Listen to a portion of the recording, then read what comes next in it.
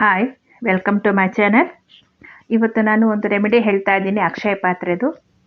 ನಾವು ಎಷ್ಟೇ ದುಡಿದ್ರೂ ಕೆಲವೊಂದು ಸಲ ತಿಂಗಳ ಮಧ್ಯದಲ್ಲಾಗಲಿ ಅಥವಾ ಕೊನೆಯಲ್ಲಾಗಲಿ ಬೀರು ಆಗಲಿ ಅಥವಾ ಪರ್ಸ್ ಆಗಲಿ ಎಷ್ಟೇ ಹುಡುಕಿದ್ರೂ ನಮಗೊಂದು 10 ರೂಪಾಯಿ ಸಿಗಲ್ಲ. ಅಂಥ ಪರಿಸ್ಥಿತಿ ಬಂದ್ಬಿಡುತ್ತೆ. ಅದು ನಮಗೆ ಎಷ್ಟೇ ಎಮರ್ಜೆನ್ಸಿ ಇದ್ರೂ ನಮಗೆ ಸಮಯಕ್ಕೆ ದುಡ್ಡು ಅಡ್ಜಸ್ಟ್ ಆಗಲ್ಲ.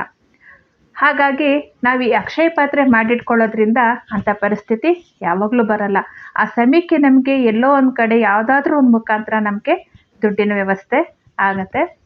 ಅದು ಅಲ್ಲದೆ ಈ ಅಕ್ಷಯ ಪಾತ್ರೆ ಮಾಡಿಟ್ಕೊಳ್ಳೋದ್ರಿಂದ ಅನಾವಶ್ಯಕ ಖರ್ಚು ಕೂಡ ಕಮ್ಮಿ ಆಗುತ್ತೆ. ಇದು ನನ್ನ ಅನುಭವದಲ್ಲಿ ಹೇಳ್ತಾ ಇದ್ದೀನಿ.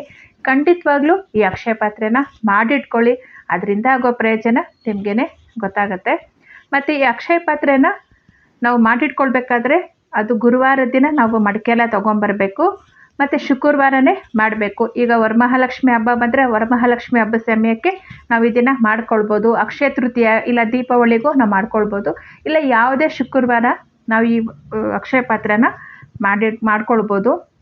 ನಾವು ಶುಕ್ರವಾರ ದಿನ ಇದನ್ನೆಲ್ಲ ರೆಡಿ ಮಾಡಿಕೊಂಡು ದೇವ್ರ ಮುಂದೆ ಇಡಬೇಕು. ಹಾಗಾಗಿ ಗುರುವಾರನೇ ಮಡಿಕೆ ಎಲ್ಲ ತಂದು ಅದನ್ನು ಕ್ಲೀನಾಗಿ ತೊಳೆದಿಟ್ಕೊಂಡಿದ್ದು ಬೆಳಗ್ಗೆ ಅದಕ್ಕೆ ಅರಿಶಿನ ಕುಂಕುಮ ಎಲ್ಲ ಹಚ್ಚಿ ನಾವು ದೇವ್ರ ಮುಂದೆ ಇಡಬೇಕಾಗತ್ತೆ. ಇದನ್ನು ಆದಷ್ಟು ಈಶಾನ್ಯ ಭಾಗದಲ್ಲಿ ಇಡಬೇಕು. ಈಶಾನ್ಯ ಭಾಗದಲ್ಲಿ ಜಾಗ ಇಲ್ಲ ಅಂದರೆ ಲಕ್ಷ್ಮಿ ಫೋಟೋ ಉತ್ತರದ ಕಡೆ ನೋಡ್ತಾ ಇರಬೇಕು. ಆ ಉತ್ತರದ ಕಡೆ ನೋಡ್ತಾ ಇರೋ ಹಾಗೆ ಲಕ್ಷ್ಮಿ ಫೋಟೋ ಇಟ್ಟು ಅದ್ರ ಮುಂದೆ ಅಕ್ಷಯ ಪಾತ್ರೆನ ಇಟ್ಕೊಳ್ಬೇಕು. ನೋಡಿ, ಇದು ಹೇಗೆ ಮಾಡೋದು ಅನ್ನೋದನ್ನು ನೋಡೋಣ. ಅಕ್ಷಯ ಪಾತ್ರೆನ ನಾವು ಮಾಡ್ಕೊಳ್ಬೇಕಂದ್ರೆ ಹಿಂದಿನ ದಿನವೇ ಅಂದರೆ ಗುರುವಾರ ದಿನವೇ ನಾವು ಹೊಸ ಮಡಿಕೆನ ಬರಬೇಕು. ಆ ಹೊಸ ಮಡಿಕೆ ತರಬೇಕಾದ್ರೆ ಹಾಗೆ ತರಬಾರ್ದು. ಅದ್ರ ಮೇಲೆ ಯಾವುದಾದ್ರೂ ಒಂದು ಇಂಟು ಮಾರ್ಕ್ ಅಥವಾ ರೈಟ್ ಮಾರ್ಕ್ ಹಾಕಿ ತೊಗೊಂಬರ್ಬೇಕು. ಮತ್ತು ಬರೀ ಒಂದು ಮಡಿಕೆ ತರಬಾರ್ದು, ಅದ್ರ ಜೊತೆಗೆ ಒಂದು ಹಣತೆ ಆಗಲಿ ಅಥವಾ ಈ ಥರ ಒಂದು ಪ್ಲೇಟ್ ಆಗಲಿ ತೊಗೊಂಡು ಬರಬೇಕು. ಅದನ್ನು ತಂದಮೇಲೆ ಗುರುವಾರನೇ ತೊಳೆದು ಎಲ್ಲ ರೆಡಿ ಮಾಡಿ ಇಟ್ಕೊಳ್ಬೇಕು. ಮತ್ತು ಇದು ರೋಸ್ ವಾಟರ್ ಇಲ್ಲ ಅಂತಂದರೆ ನಾವು ಬರೀ ನೀರೇ ಉಪಯೋಗಿಸ್ಬೋದು. ಅರಿಶಿನ ಕುಂಕುಮ ಎಲ್ಲ ಕಳಿಸ್ಕೊಳ್ಳೋಕ್ಕೋಸ್ಕರ ನಾನು ಇದನ್ನು ರೋಸ್ ವಾಟರ್ ಉಪಯೋಗಿಸ್ತಾ ಇದ್ದೀನಿ. ಮತ್ತು ಇದು ಜವ್ವಾದು ಪುಡಿ, ಇದು ಎಲ್ಲ ಗಂಧಿಗೆ ಅಂಗಡಿಯಲ್ಲೂ ಸಿಗುತ್ತೆ, ಅದು ಬೇಕಾಗತ್ತೆ. ಯಾಕಂದರೆ ಲಕ್ಷ್ಮಿಗೆ ಸುಗಂಧ ದ್ರವ್ಯಗಳಂದರೆ ತುಂಬ ಇಷ್ಟ. ಹಾಗಾಗಿ ಸುಗಂಧ ದ್ರವ್ಯಗಳೆಲ್ಲ ಬಳಸಿ ಈ ಅಕ್ಷಯ ಪಾತ್ರೆನ ರೆಡಿ ಮಾಡ್ಕೊಳ್ಬೇಕು. ಅದಕ್ಕೋಸ್ಕರ ಮತ್ತು ಅರಿಶಿನ ಕುಂಕುಮ ಇಟ್ಕೊಂಡಿದ್ದೀನಿ, ಅಕ್ಕಿ ಇಟ್ಕೊಂಡಿದ್ದೀನಿ, ಮತ್ತು ಕರ್ಪೂರ ಇಟ್ಕೊಂಡಿದ್ದೀನಿ. ಅದಕ್ಕೆ ಕರ್ಪೂರ ಬೇಕಾಗುತ್ತೆ. ಮತ್ತು ಒಂದು ಬೆಳ್ಳಿ ಕಾಸು ಅಥವಾ ಚಿನ್ನದ ಕಾಸು ಇದ್ದರೆ ನಿಮ್ಮ ಹತ್ರ ಅದನ್ನು ಇಟ್ಕೊಳ್ಬೇಕು. ಮತ್ತು ಇದು ಬಂದು ಗಂಧದ ಬಿಲ್ಲೆಗಳು, ಅದು ಬೇಕಾಗುತ್ತೆ. ಮತ್ತು ನೋಟ್ ಇಟ್ಕೊಂಡಿದ್ದೀನಿ, ಅಂದರೆ ಅಕ್ಷಯ ಪಾತ್ರೆ ಎಲ್ಲ ನಾವು ಎಲ್ಲ ರೆಡಿ ಮಾಡಿಟ್ಮೇಲೆ ಅದ್ರ ಮೇಲೆ ಇಡೋಕ್ಕೋಸ್ಕರ ದುಡ್ಡು ಇಟ್ಕೊಂಡಿದ್ದೀನಿ. ಮತ್ತು ಇದು ಪಚ್ಚಕರ್ಪೂರನೂ ಹಾಕೋದ್ರಿಂದನೇ ಒಳ್ಳೆ ಪರಿಮಳ ಬರುತ್ತೆ, ಹಾಗಾಗಿ ಅದನ್ನ ಇಟ್ಕೊಂಡಿದ್ದೀನಿ. ಮತ್ತು ಅತಿ ಮುಖ್ಯವಾಗಿ ಇದಕ್ಕೆ ಬೇಕಾಗಿರೋದು ಬ್ಲೌಸ್ ಪೀಸು ನಾವು ಇದಕ್ಕೆ ಪಿಂಕ್ ಅಥವಾ ಅರಿಶಿನ ಬಣ್ಣದ್ದು ಇಡಬೇಕಾಗತ್ತೆ. ಅದೆರಡರಲ್ಲಿ ಯಾವುದಾದ್ರೂ ಒಂದು ಉಪಯೋಗಿಸ್ಬೋದು. ನಾನು ಅರಿಶಿನ ಕಲರೇ ಇಡ್ತೀನಿ. ಮತ್ತು ಕಲ್ಲುಪ್ಪು ಬಂದು ನಾವು ಅಕ್ಷಯ ಪಾತ್ರೆಗತ್ತೇ ಹೊಸದಾಗಿ ತರಬೇಕು. ನಾವು ಮನೇಲಿ ಆಲ್ರೆಡಿ ಅಡುಗೆಗೆ ಉಪಯೋಗಿಸ್ತಾ ಇರೋ ಕಲ್ಲುಪ್ಪನ್ನ ಬಳಸಬಾರ್ದು. ಹಾಗಾಗಿ ಅಕ್ಷಯ ಪಾತ್ರೆಗಂತಲೇ ಸಪ್ರೇಟಾಗಿ ತಂದಿಟ್ಕೊಂಡು ಗುರುವಾರನೇ ನಾವು ಅಕ್ಷಯ ಪಾತ್ರೆಗೆ ಈ ಉಪ್ಪನ್ನ ಬಳಸಬೇಕು. ಅದು ಮಿಕ್ಕಿದ್ರೆ ನಾವು ಸಪ್ರೇಟಾಗಿ ಇಟ್ಕೊಳ್ಬೋದು, ಇಲ್ಲ ಅದನ್ನು ಅಡುಗೆಗೆ ಉಪಯೋಗಿಸ್ಬೋದು. ಇದೇನು ತಿಂಗಳು ಮಾಡೋ ಅವಶ್ಯಕತೆ ಇಲ್ಲ, 3 ತಿಂಗಳಿಗೊಂದ್ಸಲಿ ಮಾಡಿಕೊಂಡ್ರೆ ಸಾಕು. ಮತ್ತು ಮಡಿಕೆನೂ ಅಷ್ಟೇ ಅವಾಗವಾಗ ತರೋ ಅವಶ್ಯಕತೆ ಇಲ್ಲ. ಅಕಸ್ಮಾತ್ ಮಡಿಕೆ ಏನಾದರೂ ಭಿನ್ನ ಆದರೆ ಮಾತ್ರ ಹೊಸ ಮಡಿಕೆ ತರಬೇಕು. ಇಲ್ಲ ಅಂದರೆ ಅದೇ ಮಡಿಕೆನ ನಾವು ಕ್ಲೀನಾಗಿ ಗುರುವಾರ ದಿನ ತೊಳೆದಿಟ್ಟು ಶುಕ್ರವಾರ ದಿನ ಅಕ್ಷಯ ಪಾತ್ರೆನ ನಾವು ರೆಡಿ ಮಾಡ್ಕೊಳ್ಬೋದು. ಇವಾಗ ಈ ಅಕ್ಷಯ ಪಾತ್ರೆ ಹೇಗೆ ಮಾಡ್ಕೊಳ್ಳೋದು ಅನ್ನೋದನ್ನು ನೋಡೋಣ. ನಾನು ಒಂದು ಬಿಲ್ಲೆನ ಪುಡಿ ಮಾಡಿ ಹಾಕ್ಕೊಂಡಿದ್ದೀನಿ, ಗಂಧದ ಬಿಲ್ಲೆ. ಅದಕ್ಕೆ ಸ್ವಲ್ಪ ಅರಿಶಿನ ಹಾಕ್ಕೊಳ್ತಾ ಇದ್ದೀನಿ. ಅರಿಶಿನ ಹಾಕ್ಕೊಂಡು ಅದಕ್ಕೆ ಸ್ವಲ್ಪ ಪಚ್ಚಕರ್ಪೂರ ಮತ್ತು ಕರ್ಪೂರ, ಸ್ವಲ್ಪ ಜವಾದು ಪುಡಿನ ಹಾಕಿ ರೋಸ್ ವಾಟರಿಂದ ಕಲಿಸ್ಕೊಳ್ಬೇಕು. ರೋಸ್ ವಾಟರ್ ಇಲ್ಲ ಅಂತಂದರೆ ಬರೀ ನೀರಲ್ಲೇ ಹಾಕಿ ಕಲಿಸ್ಕೊಳ್ಬೋದು. ಅದನ್ನು ಚೆನ್ನಾಗಿ ಮಿಕ್ಸ್ ಮಾಡಿಕೊಂಡು ಆ ಮಡಿಕೆ ಸುತ್ತಲೂ ಹಚ್ಕೊಳ್ಬೇಕು. ಒಳಗಡೆ ಹಚ್ಚಬಾರ್ದು, ಬರೀ ಮೇಲೆ ಮಾತ್ರ ಹಚ್ಕೊಳ್ಬೇಕು.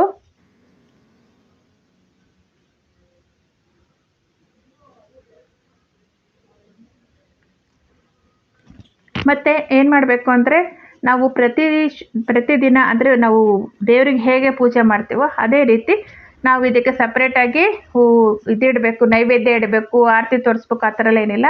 ನಾವು ದೇವ್ರ ಪೂಜೆಯನ್ನು ಮಾಡ್ಬೇಕಾದ್ರೆ ಇದಕ್ಕೂ ಗಂಧದ ಕಡ್ಡಿಯಿಂದ ಪೂಜೆ ಮಾಡಿದ್ರೆ ಆಯಿತು. ಒಂದು ವೇಳೆ ನಿಮಗೆ ದೇವ್ರ ಮನೆಯಲ್ಲಿ ಇಡೋಕ್ಕೆ ಜಾಗ ಇಲ್ಲ ಅಂತಂದರೆ ನೀವು ಬೀರೂರಲ್ಲಿ ಕೂಡ ಇಟ್ಕೊಳ್ಬೋದು.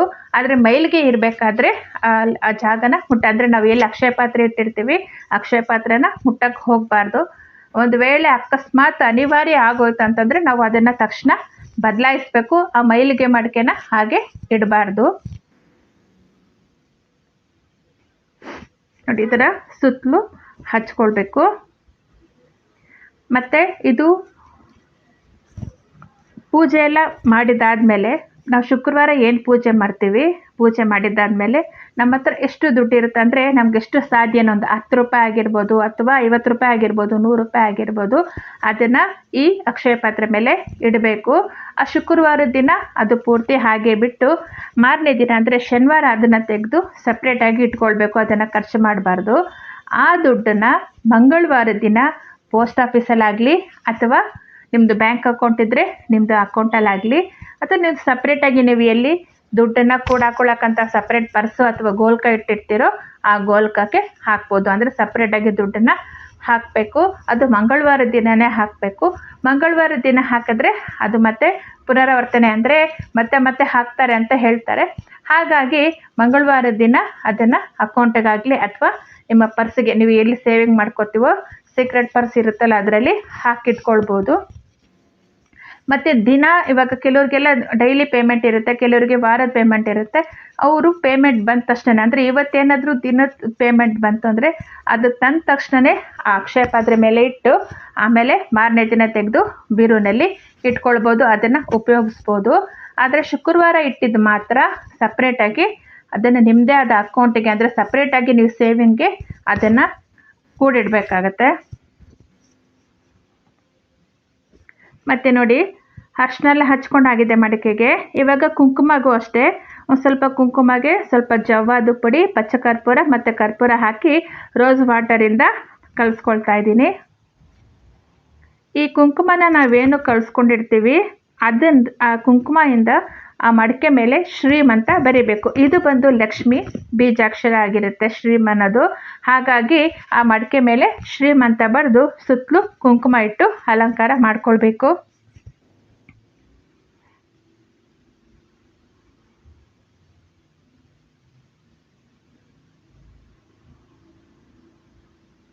ನಾನು ಆ ಪ್ಲೇಟ್ ಏನು ತಂದಿದ್ದೆ ಆ ಪ್ಲೇಟ್ಗೂ ಅರಿಶಿನ ಹಚ್ಚಿ ಅದಕ್ಕೂ ಕುಂಕುಮ ಇಟ್ಟು ಅಲಂಕಾರ ಮಾಡ್ಕೊಳ್ತಾ ಇದ್ದೀನಿ.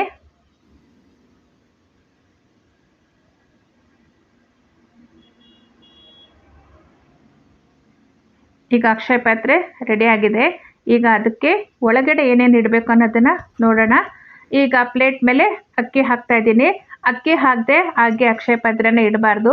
ಒಂದು ವೇಳೆ ನೀವು ಮಣ್ಣಿಂದು ಪ್ಲೇಟ್ ತಂದಿಲ್ಲ ಅಂದ್ರೂ ಹಿತ್ತಾಳೆ ಅಥವಾ ತಾಮ್ರದ ಪ್ಲೇಟ್ ಕೂಡ ಬಳಸ್ಬೋದು. ಆದರೆ ಸ್ಟೀಲು ಪ್ಲಾಸ್ಟಿಕ್ ಮಾತ್ರ ಬಳಸಬಾರ್ದು. ನೀವು ಹಿತ್ತಾಳೆ ಮತ್ತು ತಾಮ್ರದ ಪ್ಲೇಟ್ ಇಟ್ಟರೂ ಅದ್ರ ಮೇಲೇನು ಅಕ್ಕಿ ಹಾಕಿ ಅದ್ರ ಮೇಲೆ ಅಕ್ಷಯ ಪಾತ್ರೆನ ಇಡಬೇಕು. ಇವಾಗ ಅದು ಅರಿಶಿನ ಚೆನ್ನಾಗಿ ಒಣಗಿದಾದ್ಮೇಲೆ ಅಕ್ಷಯ ಪಾತ್ರೆ ಒಳಗಡೆ ನಾನು ಕಲ್ಲುಪ್ಪು ಹಾಕ್ಕೊಳ್ತಾ ಇದ್ದೀನಿ. ತುಂಬ ಹಾಕ್ಕೊಳ್ಬಾರ್ದು. ಒಂದು ಅಕ್ಷಯ ಪಾತ್ರೆ ಒಳಗಡೆ ಅಂದರೆ ಆ ಮಡಿಕೆ ಒಳಗಡೆ ಒಂದು 1/4 ಭಾಗ ಬರೋಷ್ಟು ಕಲ್ಲುಪ್ಪು ಹಾಕಿದ್ರೆ ಸಾಕು. ಪುಡಿ ಉಪ್ಪು ಬಳಸಬಾರ್ದು, ಆದಷ್ಟು ಕಲ್ಲುಪ್ಪನ್ನೇ ಬಳಸಬೇಕು. ಕಲ್ಲುಪ್ಪು ಆ ನೆಗೆಟಿವ್ ಎನರ್ಜಿ ಏನಿರುತ್ತೆ ಮನೆಯಲ್ಲಿ ಅದೆಲ್ಲ ಅದು ಓಡಿಸುತ್ತೆ ಅಂತ ತಡೆಯುತ್ತೆ ಅಂತ ಹೇಳ್ತಾರೆ. ಹಾಗಾಗಿ ಕಲ್ಲುಪ್ಪನ್ನೇ ಬಳಸಬೇಕು. ಮತ್ತು ಬ್ಲೌಸ್ ಪೀಸ್ ಇಡ್ತಾ ಇದ್ದೀನಿ. ಆ ಬ್ಲೌಸ್ ಪೀಸ್ ಒಳಗಡೆ ನಾನು ಸ್ವಲ್ಪ ಅರಿಶಿನ ಕುಂಕುಮ ಸ್ವಲ್ಪ ಜವ್ವಾದು ಪುಡಿ ಹಾಕಿ ಅದ್ರ ಜೊತೆಗೆ ನಾವು ಬೆಳ್ಳಿ ಕಾಯಿನ್ ಅಥವಾ ಲಕ್ಷ್ಮೀದು ಚಿನ್ನದ ಕಾಯಿನ್ ಇರುತ್ತಲ್ವ ಅದನ್ನು ಇಡ್ಬೋದು. ಒಂದು ವೇಳೆ ಎರಡೂ ಇಲ್ಲ ಅಂದ್ರೂ ಪರವಾಗಿಲ್ವ, ಬರೀ ಅರಿಶಿನ ಕುಂಕುಮ ಹಾಕಿ ಅದನ್ನು ಕ್ಲೀನಾಗಿ ಮರ್ಚಿ ಆ ಮಡಿಕೆ ಒಳಗಡೆ ನಾವೇನು ಉಪ್ಪು ಹಾಕಿರ್ತೀವಿ ಆ ಉಪ್ಪು ಮೇಲೆ ಕ್ಲೀನಾಗಿ ಕವರ್ ಆಗೋ ಹಾಗೆ ಆ ಬ್ಲೌಸ್ ಪೀಸ್ನ ಮರ್ಚಿ ಇಡಬೇಕು. ನಾವು ಇಲ್ಲಿ ಏನಾದರೂ ಒಡವೆ ತೊಗೊಂಡ್ರು ಅಷ್ಟೇ ಅದನ್ನು ಅಕ್ಷಯ ಪಾತ್ರೆ ಮೇಲೆ ಇಟ್ಟು ಅದನ್ನು ನಾವು ಮತ್ತೆ ಉಪಯೋಗಿಸೋದ್ರಿಂದ ಮತ್ತೆ ಅಕ್ಷಯ ಆಗುತ್ತೆ ಅಂತ ಹೇಳ್ತಾರೆ. ಮತ್ತು ಯಾರಾದರೂ ನಮಗೆ ದುಡ್ಡು ಕೊಟ್ಟರು ಅವರು ಇಲ್ಲಿ ಏನು ನೆಗೆಟಿವ್ ಎನರ್ಜಿ ಇರುತ್ತೆ ಗೊತ್ತಿಲ್ಲ, ಅಥವಾ ಅವ್ರ ಮನಸ್ಸಲ್ಲಿ ಏನೋ ಕೆಟ್ಟದಾಗ ಅಂದ್ಕೊಂಡು ಕೊಟ್ಟಿರ್ತಾರೆ, ಅದು ನಮಗೆ ಗೊತ್ತಾಗಲ್ಲ ಕೆಲವೊಂದು ಯಾರ್ಯಾರ ಮನಸ್ಥಿತಿಗಳು ಹೇಗಿರುತ್ತೆ ಅಂತ. ಹಾಗಾಗಿ ನಾವು ಯಾರಾದರೂ ನಮಗೆ ದುಡ್ಡು ಕೊಟ್ಟರೆ ಆಗಲಿ ಅಥವಾ ನಮ್ಗೆ ಯಾವುದೇ ದುಡ್ಡು ಬಂದಿರಲಿ, ಅದನ್ನು ಸಂಬಳ ಆಗಿರ್ಬೋದು, ಏನಾಗಿರ್ಬೋದು, ಅದನ್ನು ತಂದು ಫಸ್ಟು ನಾವು ಅಕ್ಷಯ ಪಾತ್ರೆ ಮೇಲೆ ಇಟ್ಟು ಆಮೇಲೆ ಅದನ್ನು ಉಪಯೋಗಿಸ್ಬೇಕು. ನೋಡಿ, ಅದು ಬ್ಲೌಸ್ ಪೀಸ್ ಮೇಲೆ ದುಡ್ಡು ಇಟ್ಟಿದ್ದೀನಿ. ಅದು ಯಾವಾಗಲೂ ನಾನು 10 ರೂಪಾಯಿ ಹಾಗೆ ಇಟ್ಟಿರ್ತೀನಿ.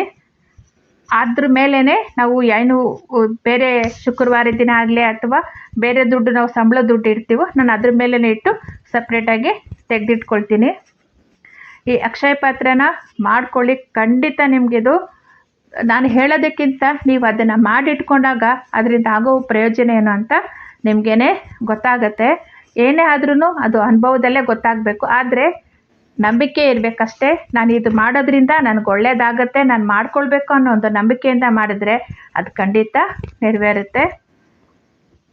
ಮತ್ತು ಈ ಅಕ್ಷಯ ಪಾತ್ರೆ ಮೇಲೆ ಹೂ ಬಿಟ್ಟು ಮಾಮೂಲಿ ಧೂಪ ಎಲ್ಲ ತೋರಿಸಿ ಪೂಜೆ ಮಾಡಬೇಕು. ಅದು ಮಾಡ್ಕೊಳ್ಬೇಕಾದ್ರೂ ಅಷ್ಟೇ, ಅದಕ್ಕೆ ನಾವು ಪೂಜೆ ಮಾಡಬೇಕಾದ್ರೂ ಅಷ್ಟೇ ನಿಮಗೆ ಬರೋ ಯಾವುದೇ ಲಕ್ಷ್ಮೀ ಮಂತ್ರನ ಹೇಳ್ಕೊಂಡು ಪೂಜೆನ ಮಾಡ್ಬೋದು. ಇಲ್ಲ ಪ್ರತಿದಿನ ಇದಕ್ಕೂ ನೀವು ಅಲಂಕಾರ ಎಲ್ಲ ಮಾಡಿ ಅದರ ಸುತ್ತಲೂ ಹೂವೆಲ್ಲ ಇಟ್ಟು ಇದಕ್ಕೂ ಪೂಜೆ ಮಾಡ್ಬೋದು. ನೀವು ಲಕ್ಷ್ಮೀ ಫೋಟೋ ಮುಂದೆ ಇಡಬೇಕಾದ್ರೆ ಅಕ್ಷಯ ಪಾತ್ರೆನ ಅಷ್ಟದಳ ಪದ್ಮ ಹಾಕಿ ಆ ರಂಗೋಲಿ ಮೇಲೆ ಈ ಅಕ್ಷಯ ಪಾತ್ರೆನ ಇಡಬೇಕಾಗತ್ತೆ. ರಂಗೋಲಿ ಆಗದೆ ಹಾಗೆ ಇಡಬಾರ್ದು. ನೀವು ಬೀರುನಲ್ಲಿಟ್ಟರು ಸಹ ಅದು ಶ್ರೀಮ್ ಅನ್ನೋದು ಉತ್ತರದ ಕಡೆ ನೋಡ್ತಾ ಇರಬೇಕು. ಆ ಥರ ನೋಡಿ ಇಡಿ. ದೇವ್ರ ಮುಂದೆ ಇಡಬೇಕಾದ್ರೂ ಈಶಾನ್ಯ ಭಾಗದಲ್ಲಿ ಜಾಗ ಇಲ್ಲ ಅಂದ್ರೂ ಲಕ್ಷ್ಮೀ ಫೋಟೋ ಉತ್ತರದ ಕಡೆ ನೋಡ್ತಾ ಇರಬೇಕು. ಆ ಥರ ನೋಡಿ ಈ ಅಕ್ಷಯ ಪಾತ್ರೆನ ಅದ್ರ ಮುಂದೆ ಇಟ್ಟು ಪೂಜೆ ಮಾಡಬೇಕು. ಖಂಡಿತ ಈ ಅಕ್ಷಯ ಪಾತ್ರೆನ ಮಾಡ್ಕೊಳ್ಳಿ. ಅದು ಯಾವುದೇ ಶುಕ್ರವಾರ ಮಾಡ್ಕೊಳ್ಬೋದು. ಮತ್ತು ನೀವು ಇದನ್ನು ಕ್ಲೀನ್ ಮಾಡಬೇಕಾದ್ರೂ ಅಷ್ಟೇ, ಒಂದು ವೇಳೆ ಗುರುವಾರ ತೆಗೆದು ಶುಕ್ರವಾರಕ್ಕೆ ರೆಡಿ ಮಾಡಬೇಕು ಅಂತಂದರೆ ಅಮಾವಾಸ್ಯೆ, ಪೌರ್ಣಮಿ ಮತ್ತು ಅಷ್ಟಮಿ ತಿಥಿಗಳನ್ನೆಲ್ಲ ನೋಡಿಕೊಂಡು ಅದನ್ನು ಶುದ್ಧ ಮಾಡ್ಕೊಳ್ಬೇಕು. ಅಷ್ಟಮಿ ಇದ್ದರೆ ಅಥವಾ ಅಮಾವಾಸ್ಯೆ, ಪೌರ್ಣಮಿ ಇದ್ದಿದ್ದರೆ ಗುರುವಾರ ಆ ಸಮಯದಲ್ಲಿ ತೆಗಿಬಾರ್ದು. ಅದ್ರ ಮುಂದಿನ ವಾರದಲ್ಲಿ ನೀವು ಇದನ್ನು ಮಾಡಿಟ್ಕೊಳ್ಬೋದು. ಹೊಸದಾಗಿ ಮಾಡ್ಕೊಳ್ಳೋರು ಮಾಡ್ಕೊಳ್ಬೋದು, ಹಳೆಯವರು ತೆಗಿಬಾರ್ದು. ಅದನ್ನು ಹಾಗೆ ಮಾಡಿಟ್ಕೊಂಡಿದ್ರೆ ಅದನ್ನು ಮತ್ತೆ ಶುದ್ಧಿ ಮಾಡ್ಕೊಳ್ಳೋಕ್ಕೆ ಹೋಗಬಾರ್ದು. ಅದು ನೋಡಿಕೊಂಡು ಮಾಡ್ಕೊಳ್ಳಿ, ಖಂಡಿತ ಎಲ್ಲ ಒಳ್ಳೆಯದಾಗತ್ತೆ. ಇವತ್ತಿನ ಈ ವಿಡಿಯೋ ನಿಮಗೆಲ್ಲ ಇಷ್ಟ ಆಗಿದೆ ಅಂತ ಅಂದ್ಕೊಳ್ತೀನಿ. ಯಾರೇನೂ ನನ್ನ ಚಾನೆಲ್ಗೆ ಸಬ್ಸ್ಕ್ರೈಬ್ ಮಾಡಿಲ್ಲ, ಪ್ಲೀಸ್ ಸಬ್ಸ್ಕ್ರೈಬ್ ಮಾಡಿ, ಲೈಕ್ ಮಾಡಿ ಮತ್ತು ನಿಮ್ಮ ಫ್ರೆಂಡ್ಸ್ಗೂ ಶೇರ್ ಮಾಡಿ. Thank you.